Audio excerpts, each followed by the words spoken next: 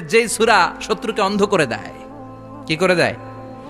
এই সূরার প্রথম 9টা আয়াত যদি বিপদে পড়ে, শত্রুর কবলে পড়ে আপনি তেলাওয়াত করেন, শত্রুর চোখটারে অন্ধ করে দিবে কে? আল্লাহ। বিশ্বনবী মক্কা থেকে যখন মদিনায় যায়, হিজরতের সময় বিশ্বনবী সূরাত ইয়াসিনের প্রথম 9টা আয়াত তেলাওয়াত করলেন।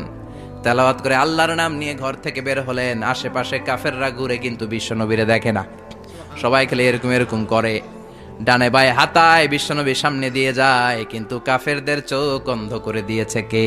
আল্লাহ। এজন্য কোরআন তেলাওয়াত করলে কাফেরদের চোখকে অন্ধ বানায় দেয় কে? আল্লাহ।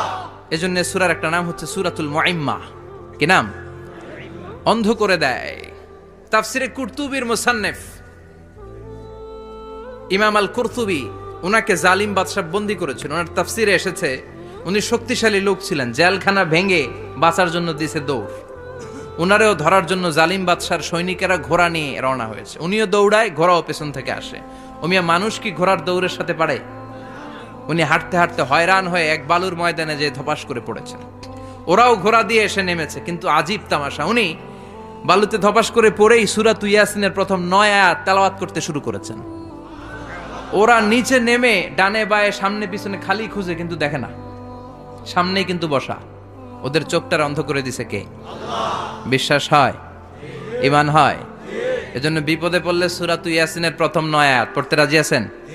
আল্লাহ তুমি তৌফিক দাও। আরো জোরে পড়েন আমিন।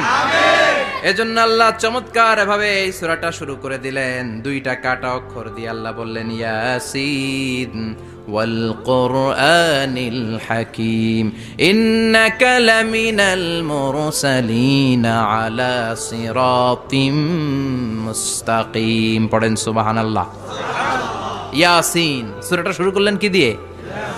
এটা কি কোনো বাক্য? এটা কি কোনো শব্দ? এটা কি অক্ষর? 2টা।